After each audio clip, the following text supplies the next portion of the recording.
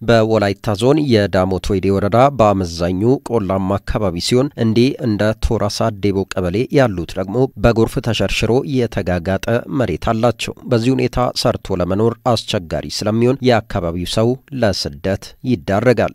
የተፋሰስ ታችኛው ስትሪም ላይ በየዝናብ በመጣ ቁጥር በበልግም በክረምትም ሰው የሚፈናቀልበት እጅግ በጣም ችግር በየጊዜው የሚሰማበት እንዲሁም አርሶ አደሩ ተፈናቅሎ ከተማ ላይ በቀን ስራ የሚተዳደርበት በመሬቱ ባለው መሬት ላይ ተስፋ ስለቆረጠ መሬት ያለው አካፋና ዶማ ተሸክሞ ከተማ ላይ በቀን ስራ የሚውልበት አካባቢ ነው። ለዘመናት ሲቦረቦርና በጎርፍ ሲታጠብ የቆየውን ስፍራ መልሶ እንዲያገግምና ለኑሮም ሆነ ግብርና ምቹ እንዲሆን በጥናትና ምርምር የተደገፈ ስራ በማስፈለጉ የአረካ ግብርና ምርምር ማዕከል ከ2 ዓመት በፊት ጀምሮ የተለያዩ ቴክኖሎጂዎችን በመጠቀም የተቀናጀ የተፋሰስ ልማት ሰርቷል። ስለዚህ የደቡብ ኢትዮጵያ ክልል ግብርና ምርምር ኢንስቲትዩት በአረካ ግብርና ምርምር ማዕከል ድጋፍ ይሄን ስራ ለመስራት አቅዶ ነው የገባው። 2 ዓመት ነው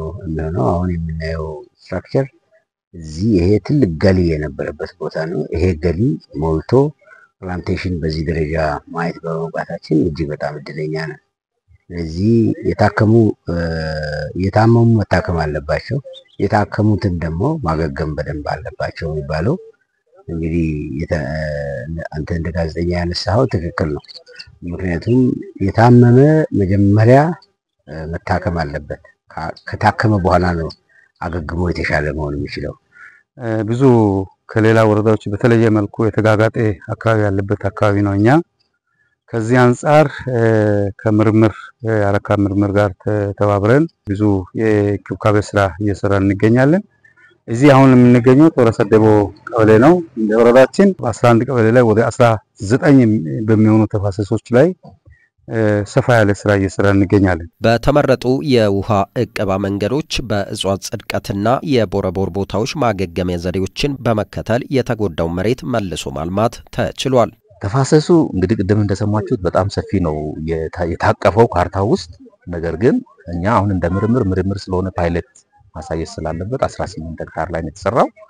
ያ የጋራ መሬት የሆነው ነው። ከዛ ውጪ ግን በምርምር ደግሞ ተደራሽ የሆኑ ብዙ አርሶ አደሮች አሉ እና ያ እዛ ውስጥ አርሶ አደሮቹ አካባቢ ያገገመ ሲሄድ ጎን ለጎን ደግሞ የሚያስገቧቸው ለዛ የሚመቹ ሰብሎችን የተለያዩ አርሶ አደሮች ላይ ተሰራለ። ግን የተሰራበት ቦታ የመሬት እንዲያገግም ተደረገው 18 ሄክታር ላይ የሚሰራው ታች ላለውም ሲሳይ ነው ይዞ የሚመጣው። ይሄ አሁን ባገጠጠበት ጊዜ ከዚህ ተወርውሮ ወደ ታች የሚሄደው ጎርፍ ታች ያለውን እያጠፋ እያወደመ እያከሰመ እያደኸየ የነበረበት ሁኔታ እንዳለ ይታወቃል። ግን እዚህ አሁን በመሞከራችን ታችኛው ስትሪም ላይ ሰው አልምቶ በቆሎውን ምኑን ያየነው ነው እንግዲህ ምን እንደሚመስል። ፍራፍሬው ሙዙ ምናምን ከፍተኛ ፖቴንሻል ያለበት አካባቢ ነው። ስለዚህ እንደዚህ ተፈጥሮን መጠበቅ ተፈጥሮን መያዝ በጣም ጥሩ ነው። እንዲህ አይነት ሁኔታ የተራቆቱ ቦታዎችን በአፈርና ውሃ ጥበቃ ስራ በማከም እንዲሁም ቴክኖሎጂ በመጠቀም የመጣውን ለውጥ ቀጣይ እንዲሆን ህብረተሰባዊ ማድረግና ለሌሎችም አካባቢዎች እንደ ማስተማሪያ መጠቀም ይገባል ተብሏል። አሁን ደግሞ ይሄ ቴክኖሎጂ ተወስዶ ወደ ኤክስቴንሽኑ ሊገባ ይገባል። ፋብሪኩ በሙሉ ተጠቃሚ መሆን ይችላል አለበት። በራሱ ማሳ ላይ መስራት አለበት።